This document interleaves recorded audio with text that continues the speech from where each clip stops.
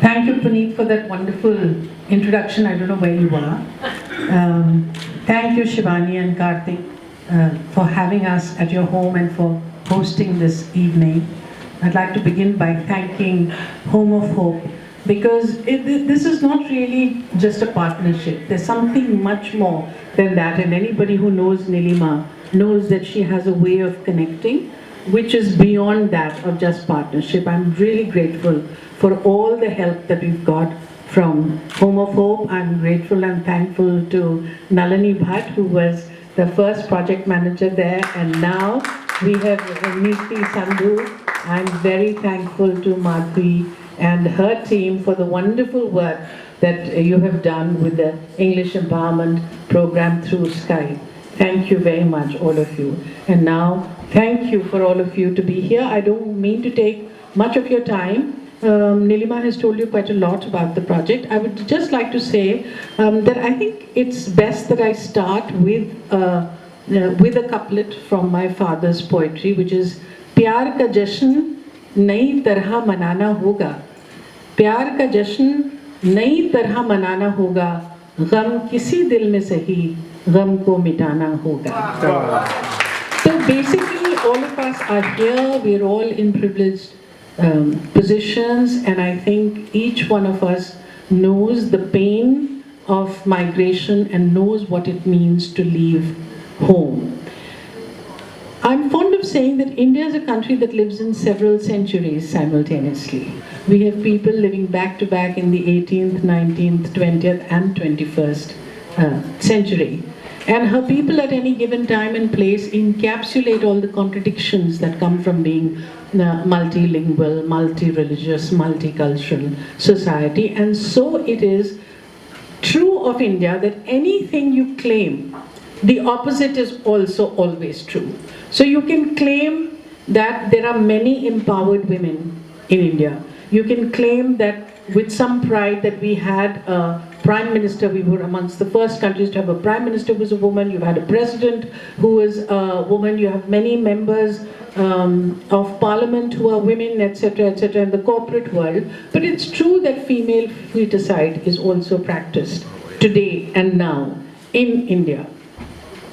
I would like to begin by telling you the kind of poverty that I have seen. See, my father was always involved because he was a member of the Communist Party. Till the age of 9, I used to live in a room which was just 225 square foot.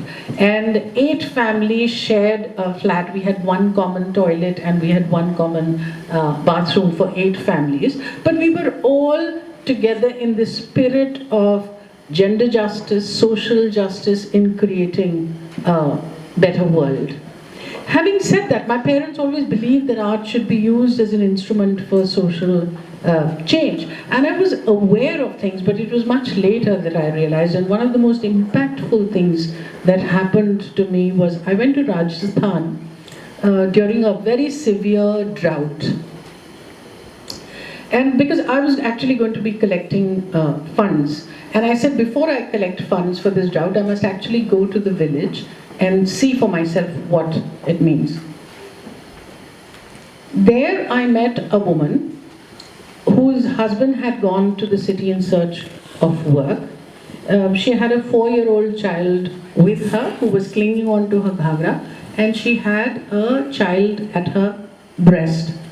And she told me the story that the drought has hit them really badly and that her husband's gone away and all that. And I didn't know what to do, and at that moment I had a banana in my hand. And so I gave that banana to that 4-year-old child. And the child just took the banana and put it under his arm and looked at me totally impassively. And I told the mother, I said, I've given him a banana, why isn't he eating it? And she said, he ate yesterday, he will now only eat tomorrow. A mother had taught a 4-year-old child to feel hunger once in 2 days. And that is what we are dealing with even now. This situation cannot change unless we empower our villages and make sure that people do not have to go into the city in search of work where they're forced to live in slums. What is important is that we must recognize that 80% of India lives in her villages. And my father, Kafi Azmi's dream was that if we talk about progress, we cannot talk about it until and unless we focus on our villages and make the girl child the fulcrum and the focus of that development. And that's how Mijwan started. Mijwan was a village in which he was born. He belonged to a zamindar family. During partition, his parents and the rest of the family went away. He became a member of the Communist Party and he gave away his entire land to the village in the communist dream of the tiller must own the soil. 40 years later, when he revisited, after he had a brain hemorrhage which rendered his left arm and his left leg incapacitated, and he came back and found a village frozen in time and decided to give up all the comforts of medical benefit that he could get in Bombay and actually come and live in the village. And then he started work with these girls.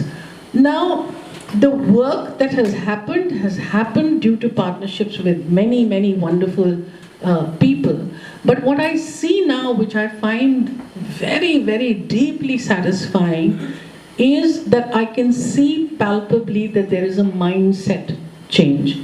We must recognize that in a deeply patriarchal society like India, girls are discriminated from birth. That's if they're allowed to be born at all, because then they can be killed for just being girls. After that, they don't have equal access to education. They don't have equal access to health. They don't have equal access to any decision about their own lives. And until we change that, it's not going to change for the better. And what we now have to offer after all these years that we are working in Mijwan is that change, that transformation, where girls now have a sense of self-worth, they understand who they are, and they accept and expect equality, which for years of tradition they have never recognized. I'll tell you this story about the story that Nirima referred to, that these were girls as young as 12 and they would come to school with sindoor in their mang, and I would say, but this is illegal, you can't do it. But years of tradition, and there was nothing that you can do to take that away. Well, finally these girls, they made a play against dowry themselves. They wrote it because they were in touch with what is happening around them, and they went for the first time out of Mijwan to Jaipur. And there was an interstate competition in which they came first. Wow. Now this girl, imagine, she picked up that award and she said, this is not just an award. For me, it is my passport to freedom. Because on the basis of this, I will now tell my parents that I have ambitions and I refuse to get married before 18. She came back to the school.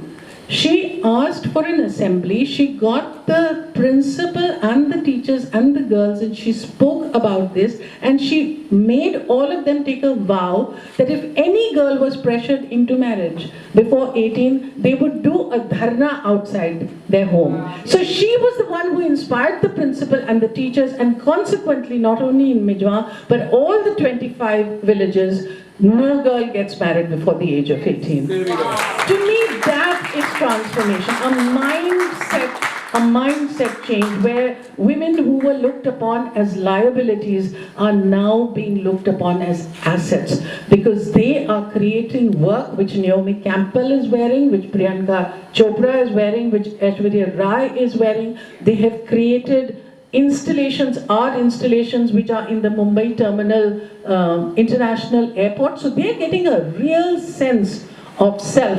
The fact that they're able to open bank accounts, that we insisted that they should have bank accounts, it seems like a very small thing.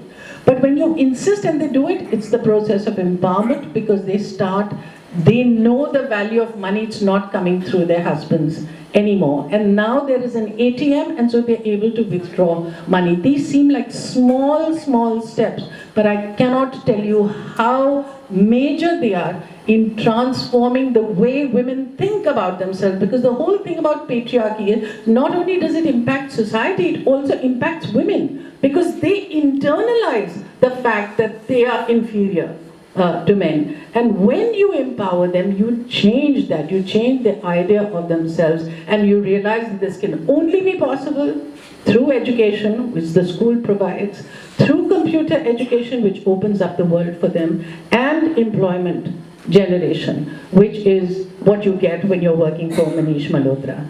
And there is a share of Majhu Sultanpuri, which I think really fits the situation very well. मैं अकेला ही चला था जानिबे मंजिल मगर, मैं अकेला ही चला था जानिबे मंजिल मगर, लोग साथ आते गए और कारवां बनता गया. तो आप सब लोगों ने ये कारवां बनाया, आपका बहुत बहुत शुक्रिया.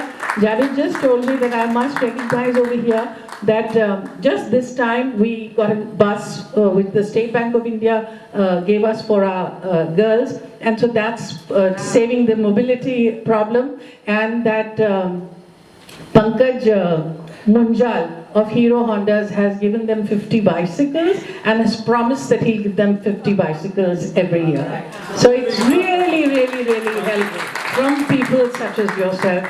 Thank you very much for hearing me out.